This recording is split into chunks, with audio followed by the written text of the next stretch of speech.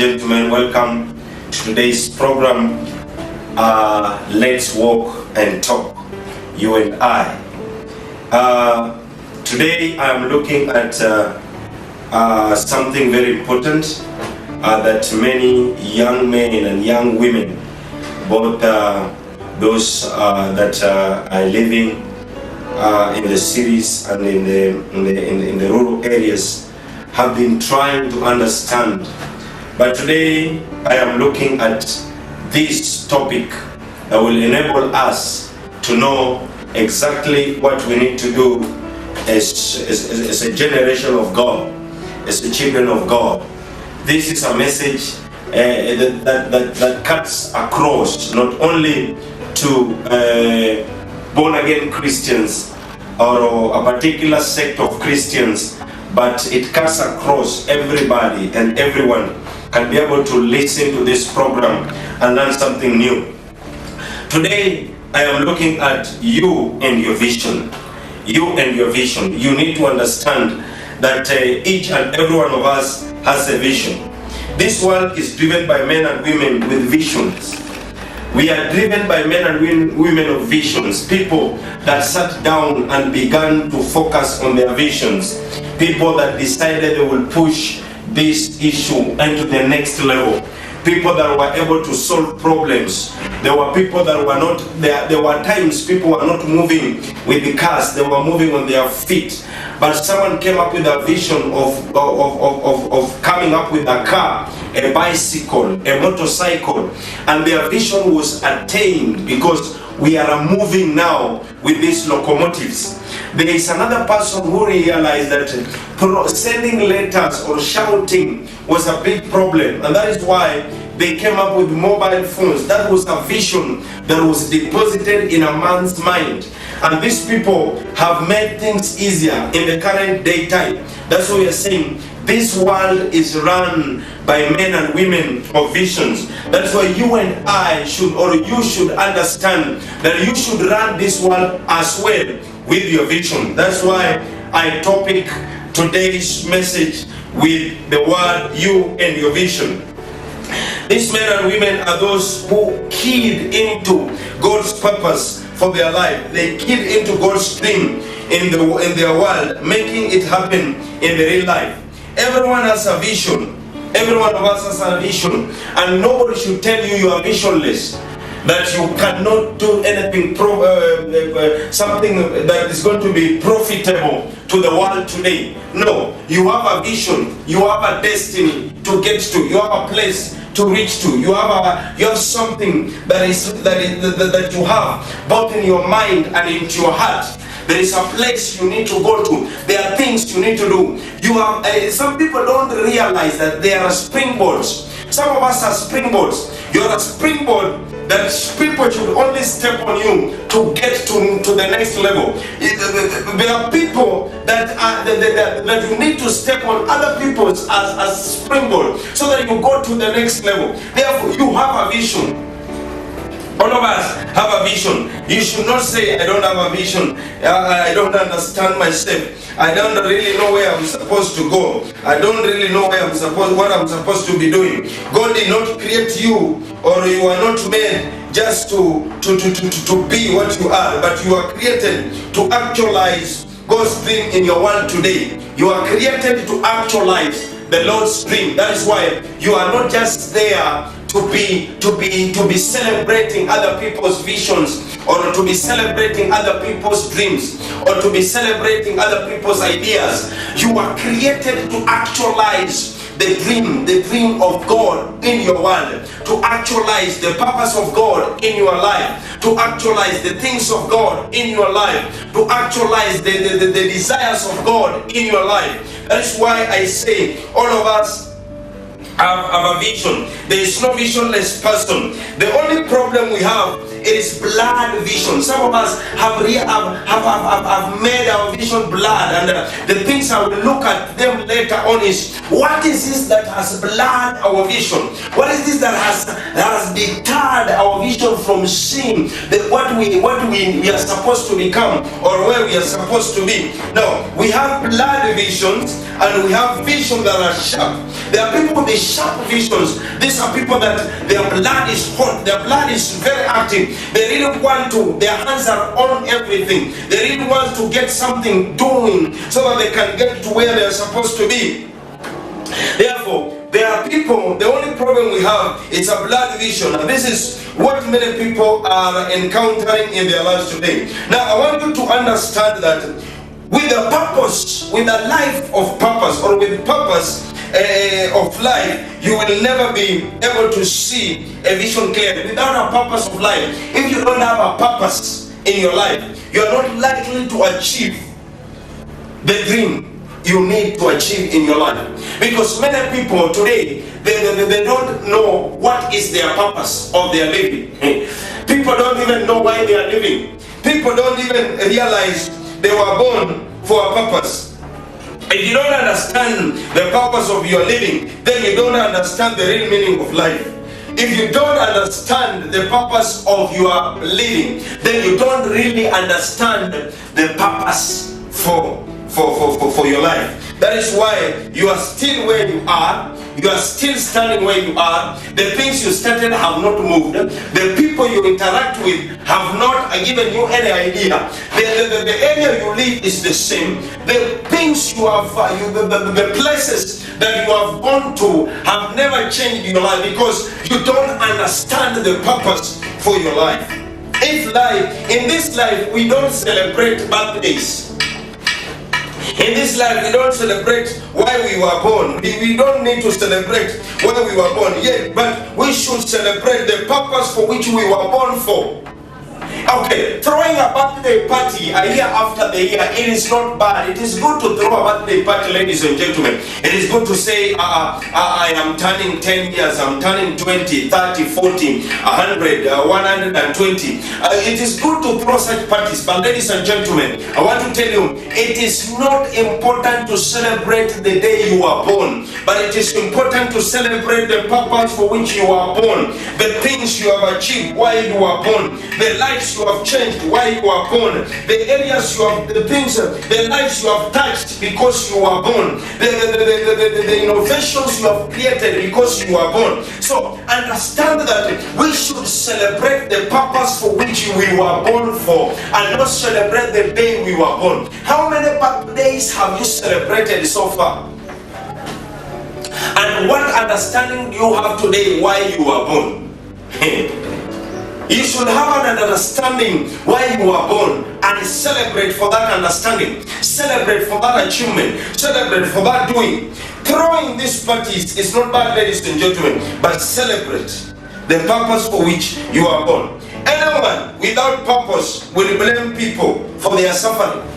Anyone who does not understand the purpose for their living will begin to blame people. We begin to say, if I was not born in this family, I would be very far. It is because you are blaming people. You have not understood the purpose for your life. Some of us who are born in this family so that we may change them. Some of us who are born in certain villages so that we may become light in those villages. Some of us who are born in a particular area so that we may bring life in those areas. But what we do, we look at ourselves, we look at the environment, the places we are born, the families we come from, and begin to complain, begin to murmur, begin to say, why were we born here?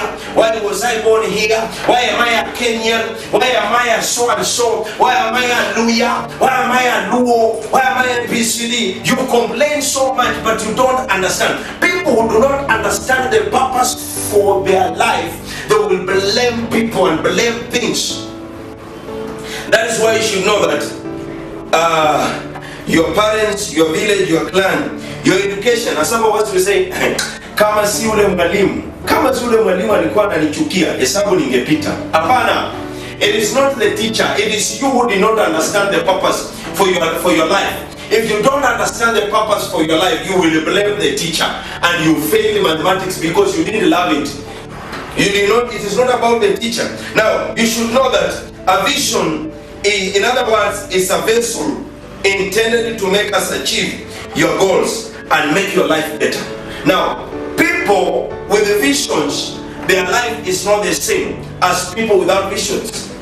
Everybody who can be able to visualize the future It is not about living in darkness. It is about you using your vision to see where you're supposed to be going.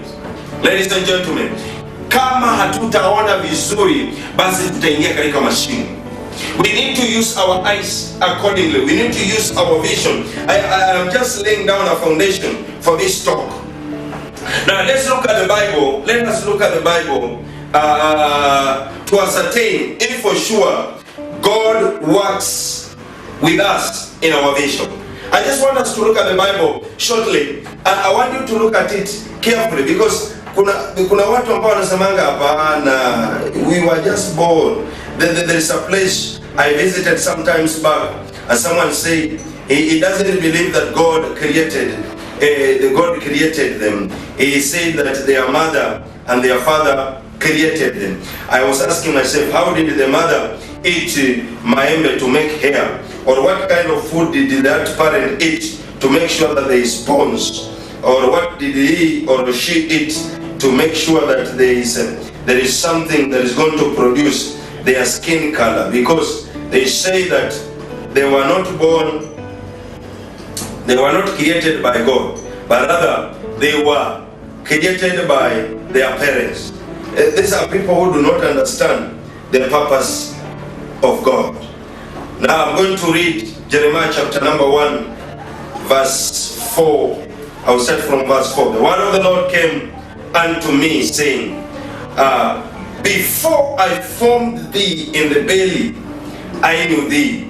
And before you came forth out of the womb, I sanctified you and ordained you a prophet unto the nations.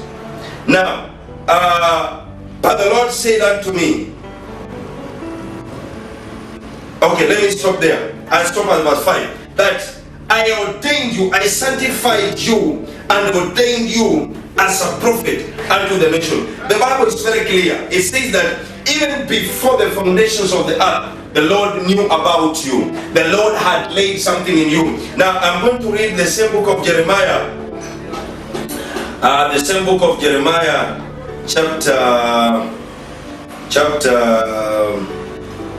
29. Chapter 29, verse 11. I want you to know that God has something beautiful for you. The Bible says, that says the Lord, for I know the thoughts that I have towards you, says the Lord of hosts, thoughts of peace and not of evil, to give you an expected end. Now another one says, to give you a great future. Now God has already known your future, that this future has to be great, this future has to be beautiful, this future has to be profitable, this future has to be nice, this future has to be of great value. Now you can only attain that future by God's command, because the Bible says, for I already know, I knew you before you were born, I knew before you came into existence, and God has said, I know better plans for you, I know good things for you, I know the things that I've laid down for you. Ladies and gentlemen, stop thinking that you are living this life alone. Stop thinking that you are doing things because they are. Stop believing that where you are is a bad place. Stop believing the job you are doing is not right for you. It is a place that God has placed on your way, that He wants to study your faithfulness. He wants to see how you are going to do things, so that He may lift you to another level, because your future is brighter than your present time. Hallelujah. Now I want you to see this clearly. Romans chapter 8, verse number 28 gives us another it gives us another picture of what God says about us. And we know.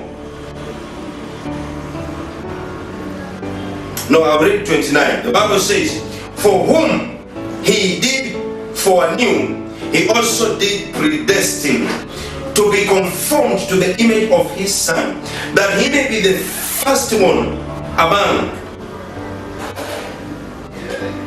many brethren. Verse 28 says, and we know that all things work together for good to all that love God, to them who are called according to His purpose. Now I want you to understand this.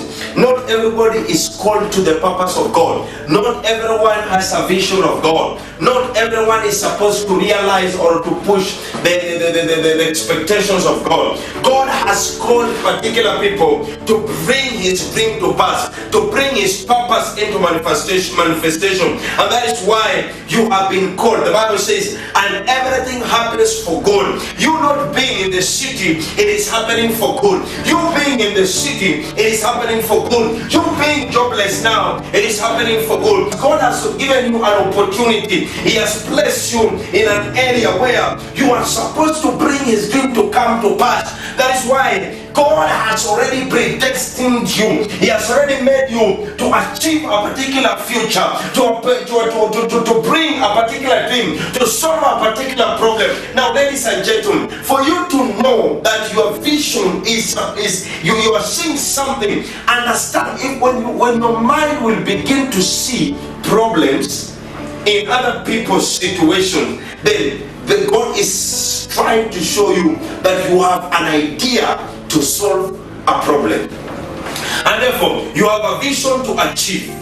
If you realize people are struggling through a particular area and you realize this is a problem, then that problem, it is a vision of God in you that you need to solve. Then when you solve a problem, you are able to see there is no problem and you are able to achieve a dream in your destiny. Therefore, ladies and gentlemen, make sure that you are able to allow yourself, make sure you're able to allow yourself to open your eyes clearly and begin to move unto the new levels of God. You're beginning to move so that you may be able to see clearly and solve problems, because visions are given to people who wants to see other people feeling well, who want to see other people enjoying, who want to see other people feeling better. Now, kama wewe ni mtu ambaye anasikianga vibaya watu wakisikia vizuri, but you can never make a man, another person be good or be helpful. A person who sees a problem and solves the problem, this is a man who will go to new levels, who will go to greater levels. But a person who feels bad when other people are rising, when other people are enjoying life, when other people are feeling good, when other people are being promoted, when other people are getting jobs, when other people are getting the things they need in their life, when they feel bad about that, it clearly means that these people are already working against the destinies of men. Ladies and gentlemen, I want to stop it here today because of time. But I will be coming back to you. I'll be coming back to you and we'll be looking at, now, how do we work on and for our vision? How do we work on and for our vision? But before we come there, I will begin by making you understand. In the next one, I will begin by making you understand. Now, how do I know that I have a vision? That will be a question for the next one. How do I know that I have a vision? God bless you. Let's meet in the next episode. Shalom.